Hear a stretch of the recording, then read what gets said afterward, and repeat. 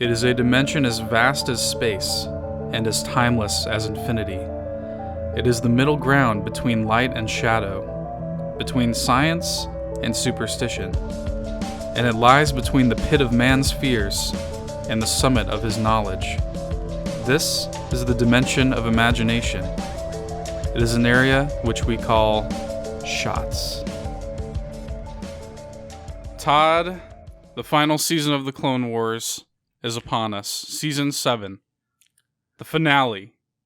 The Clone Wars has been saved, Todd. We thought it was dead. It is dead no longer. It is back. And here we are, better late than never. I mean, granted, we were watching the first 3 episodes on time. We were. We were watching the first 3 episodes on time, then everything changed when the COVID struck. Truly. When the corona attacked. It was, and that really just fucked me immensely at work. So I just haven't had the time and energy to do anything. But fuck it. We're here now. We literally just got done. We sat down. We said, you know what? Let's rewatch the whole Bad Batch arc. So that's something that I should say right here at the top. If you've never listened to an episode of Shots before, this is our film and TV kind of review podcast sideshow. And essentially what we'll do is we're doing it a little bit differently with this final season of the Clone Wars. Rather than do an episode by episode breakdown, the way they have structured this final season of the Clone Wars now is it's in 3 4-episode arcs, and essentially we're just going to do one episode of Shots to cover the arc itself. So the first 4 episodes we have here, which are called The Bad Batch, A Distant Echo, On the Wings of Kiridax, and Unfinished Business. Those first 4 episodes make up the Bad Batch arc. So that's what we're going to cover here. And then there's 2 more arcs that make up the entirety of the season. So that's basically what we're going to do. Also, full spoilers. You should only listen to this after you have watched these episodes. I do not recommend listening to this beforehand unless you don't care about spoilers. These are all, of course, already on Disney Plus. You can go watch them now and then come back and kind of hang out with us as we discuss the arcs in question. So, with all that out of the way, Todd, the Bad Batch, the first arc here, kind of shaking the rust off. We're back with the Clone Wars. This is a show that's been off the air since 2013 or 14, I think. Has it been that long? That sounds about right. Yeah. It's been, yeah, I think they essentially after the buyout happened, which I think was in 2013. I think that was when they essentially said, well, Clone Wars is done. And that's why Rebels kind of left a bad taste in a lot of motherfuckers' mouths. Yeah, it did. It definitely did. I like Rebels, but it's whatever. I do too. But it's definitely, it definitely did leave a bad taste in people's mouths. Like, this ain't the Clone Wars. And especially since it was such an unsatisfactory ending with season 6, they were clearly, I think Dave Filoni even said that even season 7 was not, he was planning on doing 8, 9 seasons, so they did not have it in their head this show was going to be ending anytime soon. So when the buyout happened and they just sort of got shit canned, it was kind of a surprise. As a matter of fact, such a surprise, they already had done significant work on these episodes to the point where I remember watching the storyboarded and voice acted first episode of The Bad Batch here back when they showed it at a Star Wars Celebration years ago.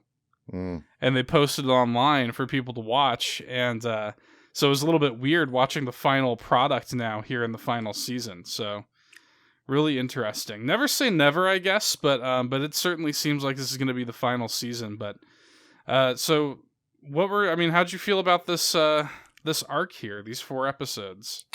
It's a good time. Definitely enjoyed it.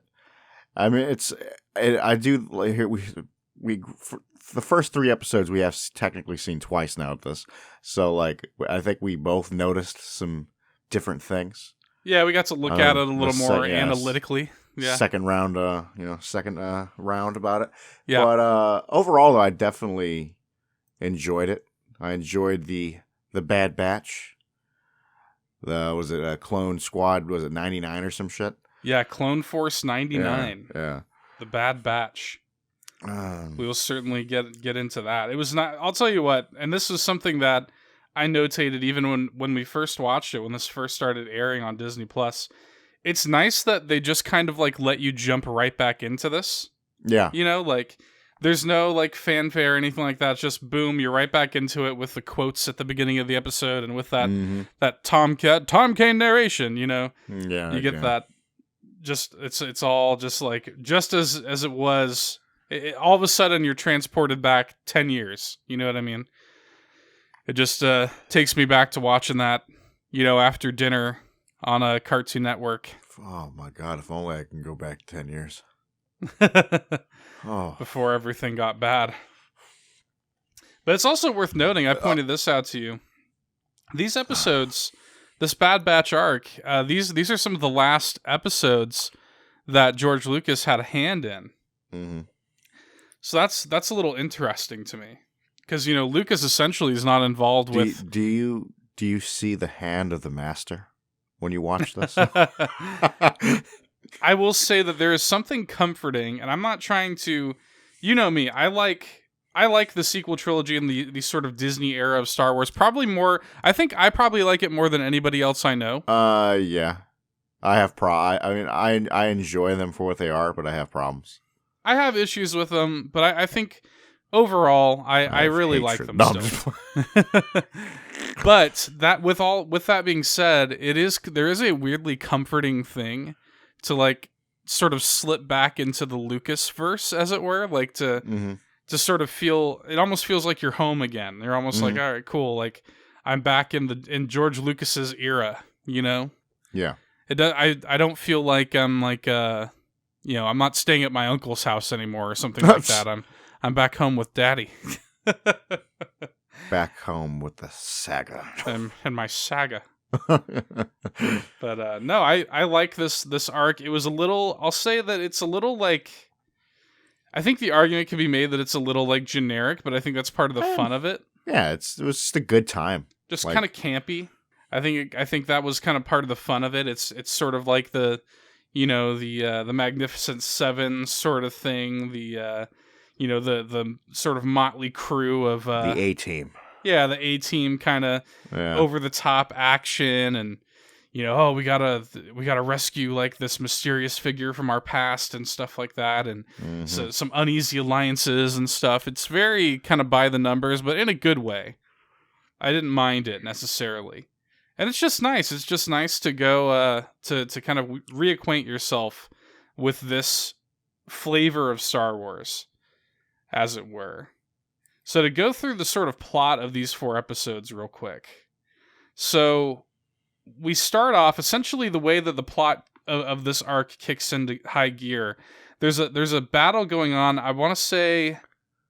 I think it's called Anaxis, the planet that they're on. Yeah, it's the name of the planet. It's like basically, I think it's like a factory that's building ships and shit. Right. Yeah. There's like it's building ships. There's a big shipyard that is going to sort of help the Republic with additional ships and stuff. And we're on Anaxis. There's this like ongoing battle. And they're like, you know, God damn it, like we're not making any headway in this battle. Somehow they know all of our moves. Like, how is this happening? And that leaves Rex to think back to. He's like, a lot of these moves are moves that I wrote and came up with an old soldier of mine, Echo. Yep. That we had to leave behind a long time ago at the Citadel, and he's like presumed dead and blah blah blah. So then they're like, okay, we're gonna go and get to the bottom of this. We need some help. That's when they recruit Clone Force 99. Commander Cody calls in Clone Force 99, the Bad Batch. And you're introduced to these characters, essentially 4 clones that have desirable mutations, right? So, and they say that they have a 100% success rate. Is their whole thing. And so we've got Hunter, who's the leader, and his mutation is sort of like he is able to detect like electromagnetic fields and detect like he can kind of see what maps can't. Yeah, so essentially he's like the tracker. Mm-hmm. Essentially, yeah. He's the ultimate tracker to track separatists and stuff.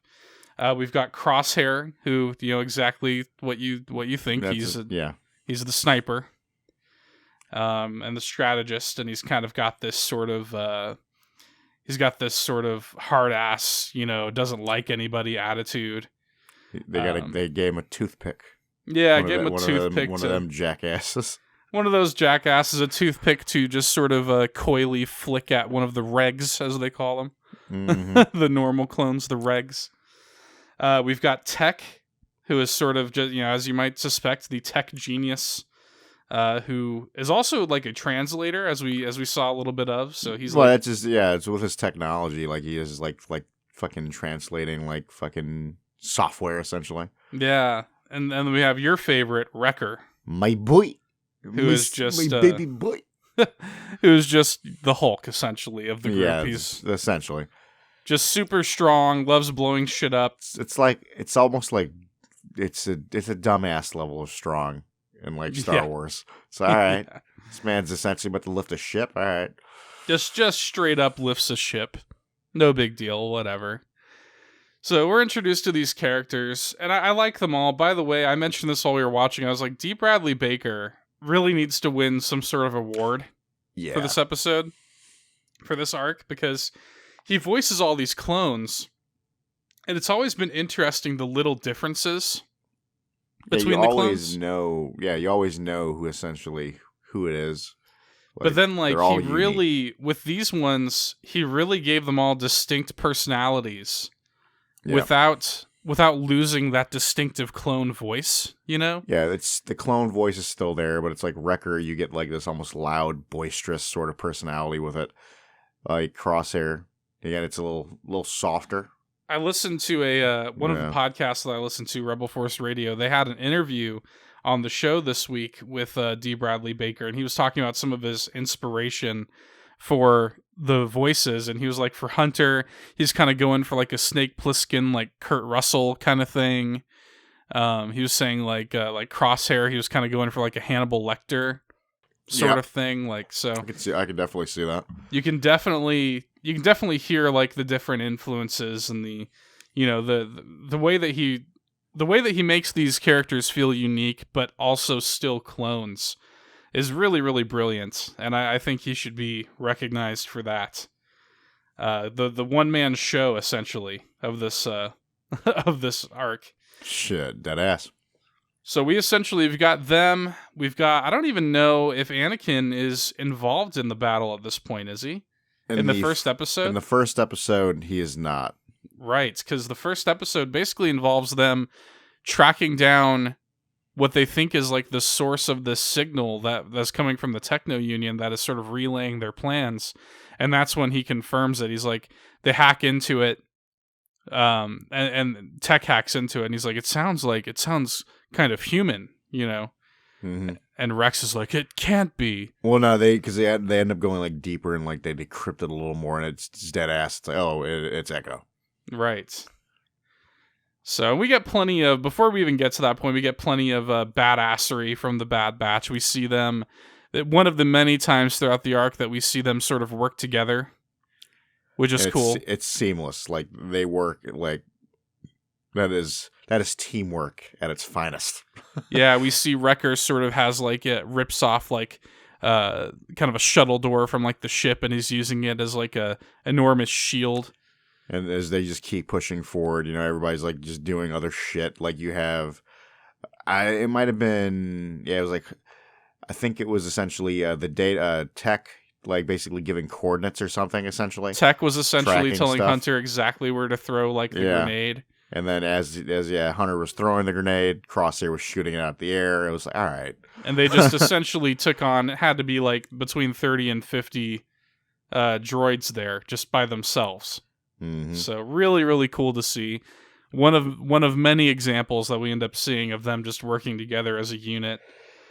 So that's sort of the gist of the first episode, though, is just sort of introducing those characters and kind of confirming that, like, kind of introducing the concept of Echo. We kind of learn, like, yeah, this was a guy left behind at the Citadel, blah, blah, blah, presumed dead, and turns out he's not dead. That's essentially what the first episode needs to convey. Yeah, that is essentially what it is, yeah. So, as we come into the second episode, though, is where we're actually kind of starting to get reacquainted with some of the other, like, kind of more important characters, like Anakin and Obi-Wan and stuff like that. Rude? No, I'm just fine. Well, just some of the more mainline characters. I know. You know. And one thing I wanted to talk about, there's a scene as Anakin is preparing to, like, go to, I think they determined that the source of Echo's transmission is coming from, what's it called? Like, Scatho Minor, Scaro Minor. Skellig Minor, or something like that. Some shit like that. Something like that. with an S and something with minor. Yeah, so whatever the case may be, Anakin's like, all right, we're gonna sort of gear up and go to this. I'm gonna help them. I don't believe the mission is even sanctioned by the Republic. It's not. Yeah, they haven't cleared, right? They haven't given the okay yet. So it's like while they're waiting for it to be okayed, it's where he's like, "Hey Rex, we gotta go. We got a thing. We gotta go do the thing." And Rex is like, "Ah, fuck." And, we don't have time for that. Yeah, but then what he's like, "We do have time. I'm running late, basically." And what you come to realize is that Rex has been covering Anakin while Anakin has been having, like, secret rendezvous with Padme. And talking Skype to her over Skype, essentially. Yeah, right. And as you pointed out, you can tell this is sort of the beginning. It's nice to see, because you don't get a whole lot of this. It's nice to see them, like, being, you know, in love and like talking. And as you pointed out, you even kind of see the baby bump a little bit. Oh, yeah. And she's like, the entire time, she's kind of having her, like, hands over her stomach and shit. Like, fucking always. Like, if you had during that whole conversation, it's like, oh, yeah. Yes. And they're having this sort of illicit conversation that becomes a little bit of, like, a comedy bit where Obi-Wan is looking for Anakin and Rex is sort of knocking on the door, like, wrap it up. And Obi-Wan is sort of trying to keep Obi-Wan at bay. Anakin sort of comes out and he acts like he was inside fixing Rex's helmet. That was, like, his cover. Yeah. And then it's funny because as they're walking away, Obi-Wan's just like, I hope you at least told Padme I said hi, basically. And it's a whole thing of, like, he knew. It's interesting, man, because this is actually the first indication that we've really had that Obi-Wan knew all along about him and Padme. Yeah. And it makes you sort of like, it sort of gives you that little, this is what I love about the Clone Wars as a show. It gives you that little extra bit of flavor, a little bit of extra, like, this is where you kind of get more of a sense of their, like, brotherhood, their friendship. That's why a lot of people, I've seen it, it's like, this shit, episode 3 hits a different way. Oh, yeah. Episode 3 hits a different fucking way when you've watched the Clone Wars. So I've seen so many memes where it's like where boys cried, and it's like, you know, it's Order 66 but without context. Yeah. And then it's like where men cried, Order 66 with context, basically. Yeah. It's real shit. Once you know, like, the relationship that these people had with each other. So, are we about to get, like, some of, like, the best, like, it's not a terrible thing, is, like, because we're probably going to see, I think we saw with, like, I think you kind of spoiled some shit, but we're probably going to get some interesting shit later on. I'm excited. Well, yeah, I saw some episode descriptions for the ones coming up where they're kind of saying, like, we are going to see a little bit of, like, what happened with Ahsoka during Order 66, so... It's shit. Just this year, essentially, or Jedi. Yeah, just this year we saw, like, I really love the Fallen Order shit with Order 66, and I'm like, we're gonna see some 2 really interesting, different little fucking stories there. I'm down. Well, Order 66 alone. I mean, the amount of, like, stories you can tell just in that moment in Star Wars history. Yep.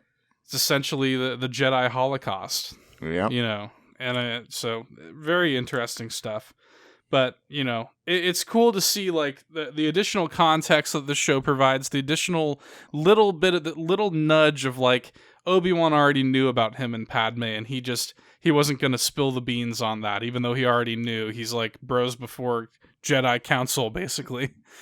So that kind of cool. Obi-Wan can understand. Of course. Mm-hmm. Obi-Wan is not heartless. He's definitely had his own relationships. So, well, I just thought that was cool. Oh, that was interesting. Yeah. So from there, we sort of follow them as they go onto this planet, and they get wrapped up with as the ship. Yeah, I don't know if did they name the race. I don't remember, dude. If they did, I just didn't care enough, I guess. Yeah, this race of like sort of tall, skinny, like lizard people. They're kind of they're kind of almost like they have almost bat-like faces. Yeah, and they ride on bats, which I'm assuming that's the Kiridax. Yeah, those are the Kiridax. So I hope. Yeah, so they kind of have like a little bit of a brief like skirmish with them, and they find the Techno Union's facility there on Skako Minor or whatever, and they trace kind of Echo's signal to that facility. And after some resistance from separatists, and by the way, the entire time they're sort of being tracked by Admiral Trench, who has been a persistent sort of side antagonist throughout this entire series. And they're sort of being tracked by him during this entire this whole thing. He's sort of following their pursuits and planning on essentially blowing up the Anaxis facility. So anyway, they kind of infiltrate this Techno Union thing, and they find Echo there alive. And it's sort of like, as I said, it's sort of that Maria Gears of War 2 moment. Because it's just like they're like, oh, it's a stasis chamber. I'm like, oh, he's not going to look good, is he? Yeah. It's not going to be good. They open it up, and the motherfucker like basically falls out, and he looks like a corpse, dude. Like he looks dead. There's no color. There's no pigment to his skin. He's got like holes legs all over him. He's got robotic legs. His arm basically got chopped off. He's got a fucking scomp link and shit. It's fuck. Scomp link, and the arms, the legs remind me of like Maul's cybernetic legs. Yeah, definitely. That was the first thing that came to mind when I saw that. Just essentially a subhuman, and you come to learn that Echo is essentially completely tapped into the Techno Union's like network. Or he was tapped into it. He was tapped into it, and there's some of that seems like it's sort of like residual, right? Yeah, because when he first like came to, he's like it seemed like he was like still at like the Citadel essentially. Yeah. When he first comes to, he's like, and that's another sort of realization. Like, oh fuck, he's been reliving these last moments of like his humanity essentially. Mm-hmm. Because he just like Rex is holding him, and he's just like, oh, Rex, we have to get off the Citadel, It's like, ooh, no. It's like, damn. So, and that's essentially how episode 2 ends, is sort of like linking back up with Echo and finding out what's been happening with him, essentially being used as a living computer experiment. And essentially then it's like, all right, now we have to like fight our way out, escape the facility. And essentially, they escape. There's some more badassery that happens. This is now technically episode 3, I think. Yes, this is technically episode 3. Starts with them basically escaping the Techno Union facility. And now, this entire time, I do want to say this, they do play off this thing with Echo of like, do you trust him? Yeah, they sort of, again, it sort of makes it seem like an uneasy alliance sort of thing, where it's like... Suspicious. Like too suspicious. He knows a little too much. Like, do we really trust him to be on that's our what, side? Like, I remember the first time through. That's like, he's like, yeah, you're not gonna like it. I'm like, why are we not gonna like it? Yeah. Yeah, you sort of feel like he could turn at any moment. Like, how far gone is he? How much of a droid is he now? Yeah, is he still Echo, or is he like Techno Union full on and we just don't know it? Yeah. They definitely play that up. They for sure play that up, especially with that last shot of episode 3. Oh, dude, that last shot's bad. I don't remember what the line is, but like the way it's framed and everything, it's I think Rex says something. So it's like, it'll be just like old times, and he's just like, Echo just says it even slower. Yeah.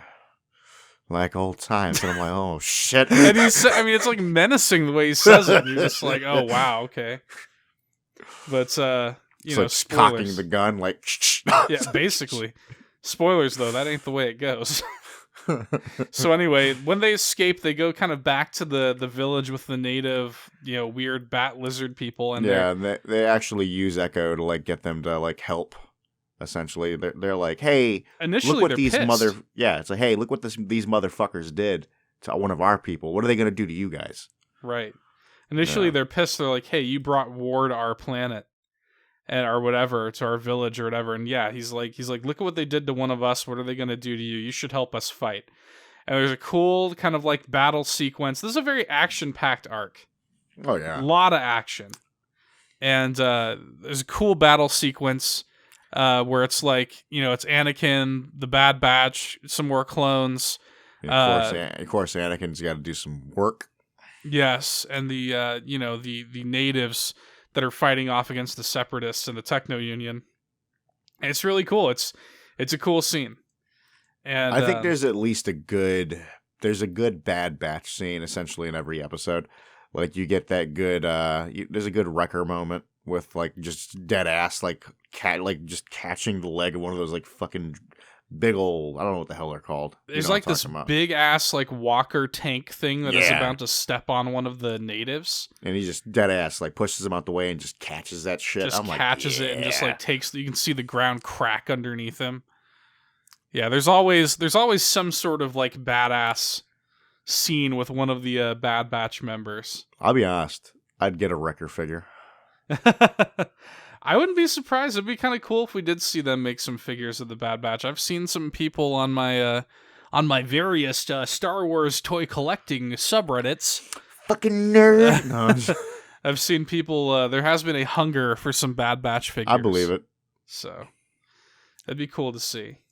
I mean, I wouldn't mind dropping some money for a Wrecker.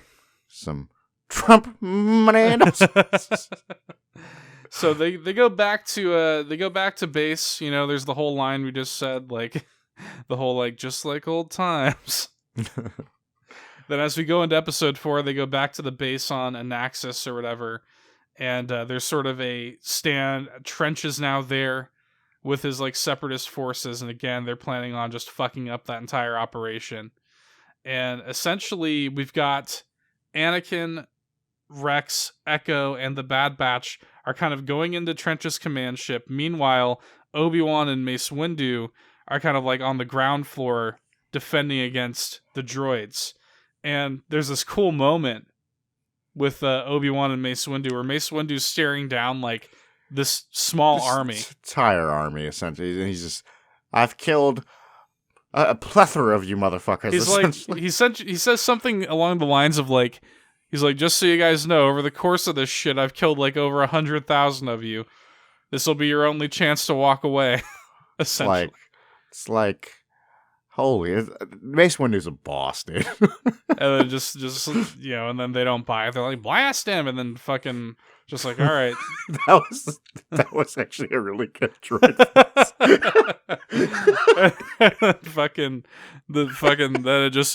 It's like, all right, you guys done fucked up. And they oh shit, that was they actually, just start decimating. That's good. I'm still laughing at that. They just fucking start decimating them.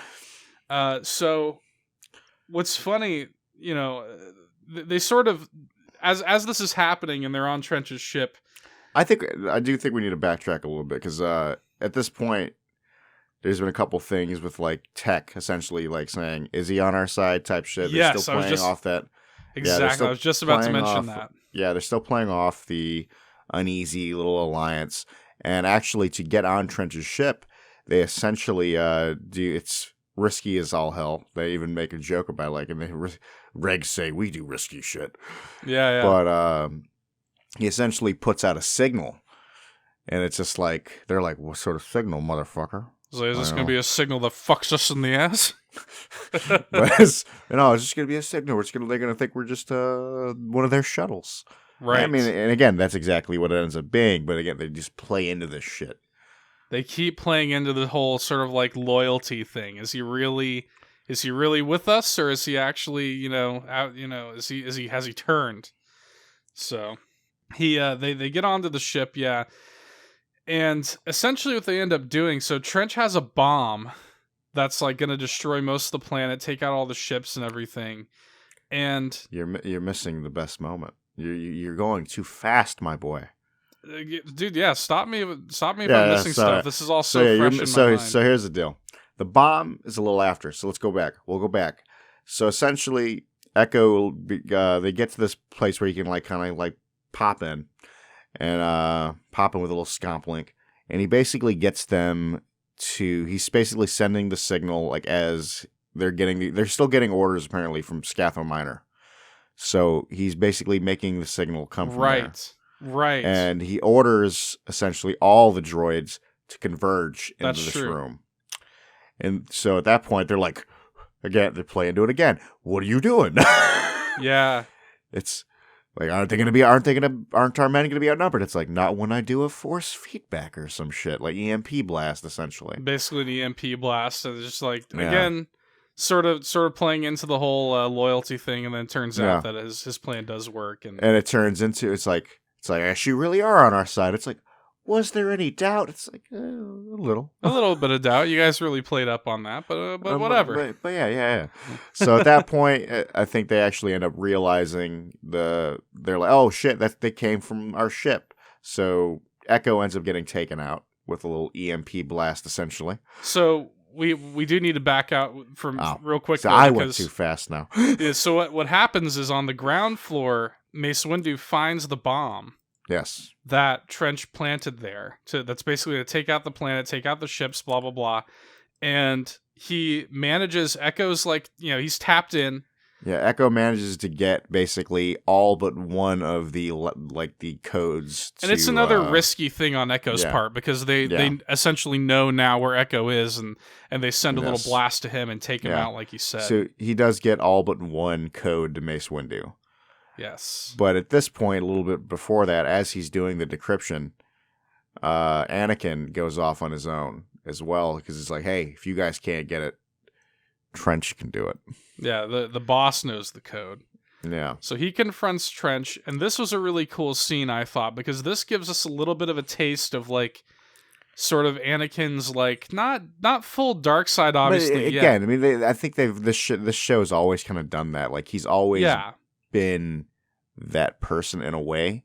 We've always seen the flex of it a little bit, like the little bits and pieces, but he really does, especially that great shot where the door opens and you see how pissed he is. That shit was so good, dude. The pure rage on his face. I mean, there is a brutality to the scene that I think we sort of, as we get a chance to marinate on this show and we sort of see Anakin go further and further and further. I really do at the end of this. I do want to watch episode 3 again. Yeah. I just want to. I feel like it's just gonna hit in a different way once again. But yeah. So Anakin sits there and essentially threatens him, and he's like, you better give me the fucking code. And he's like, Count Dooku will kill me if I give you the code. And you think I won't? He's like, you think I won't? He's like, fucking, no, you won't. You're a Jedi pussy, basically. And Anakin chops off his I don't have those weaknesses or some shit. It's like, oh shit. Anakin just sits there and just slices off his left set of arms there. Hey, he was nice about it. He actually only did the robotic arms. Yeah. He was at least nice about it.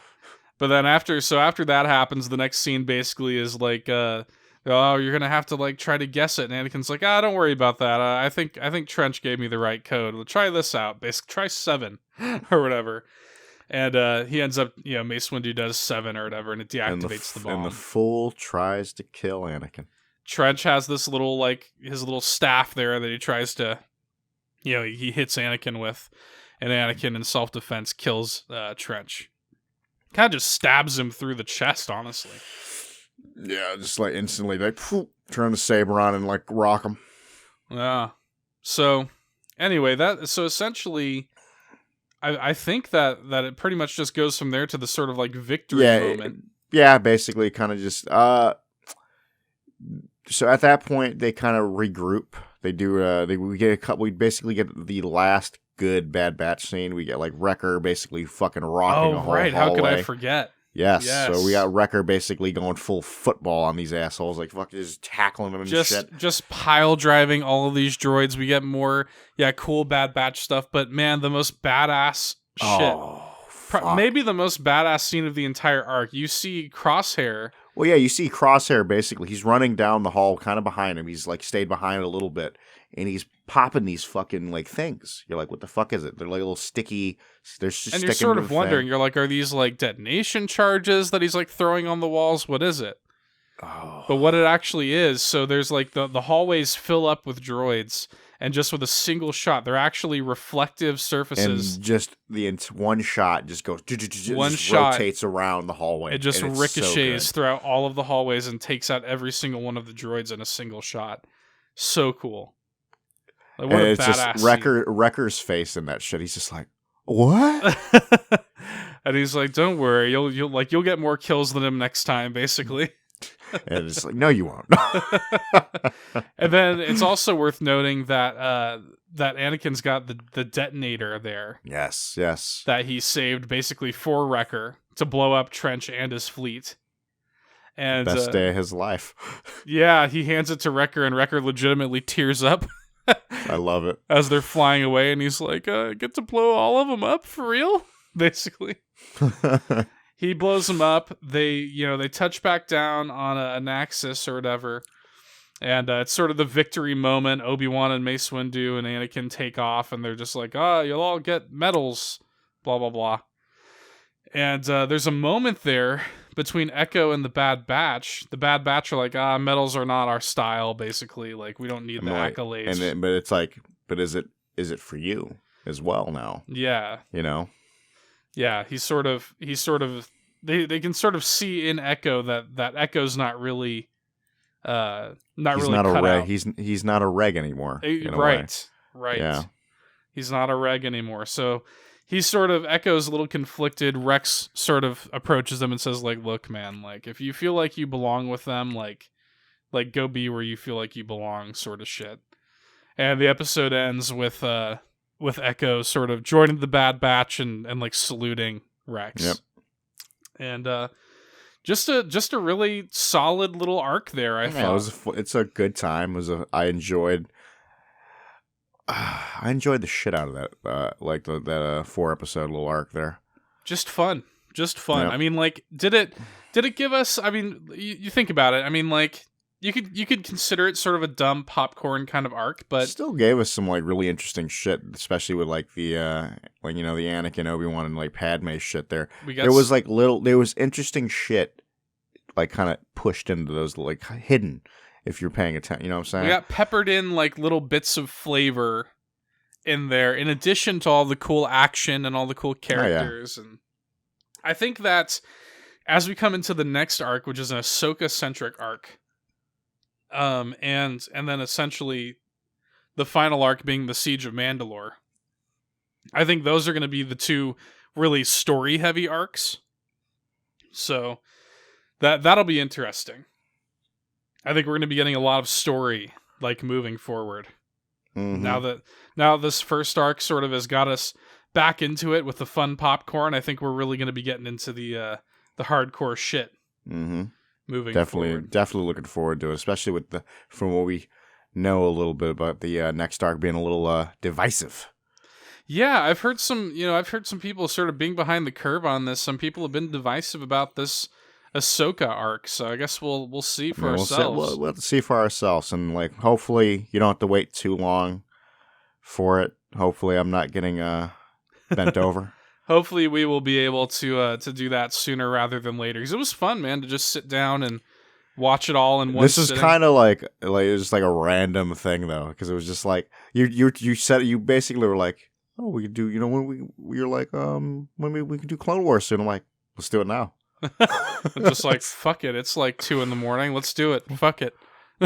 Let's fucking go, bro. Let's knock it out. Do it. That's the thing. You basically have to get lucky with me right now. Just like in the moments of like you throw it out there, and I'm like, you're like you're casting a line out, seeing what bites sometimes. But I will say what I like I do like watching the entirety of the arc all at once.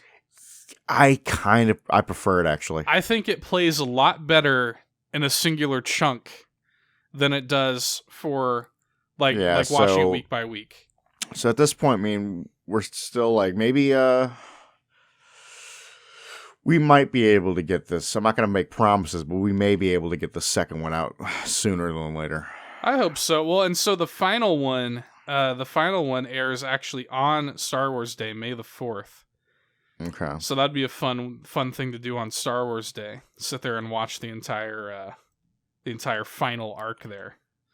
So we'll see. We'll see what happens. We're not going to make any promises, but it's always fun to do this. I do feel like it would have been interesting. I almost feel like they should have just released this all at once. So people can binge it? Yeah, versus I feel like with Disney Plus, with these Disney Plus shows, I feel like the weekly format works for some things. Or at least drop the arcs. Right. Like boom. I think it works for some things and not others. Like for The Mandalorian, it worked well to have the weekly episodes. But for Clone Wars, I don't know. I felt like it was a way more satisfying experience to watch it in one chunk like that. And the episodes are only like 20 minutes long, so take you less than 2 hours to watch an arc, But anyway, we will come back with the Ahsoka arc next time. We hope everybody will join us and tune in. But until then, we'll catch you next time. Bye. See ya.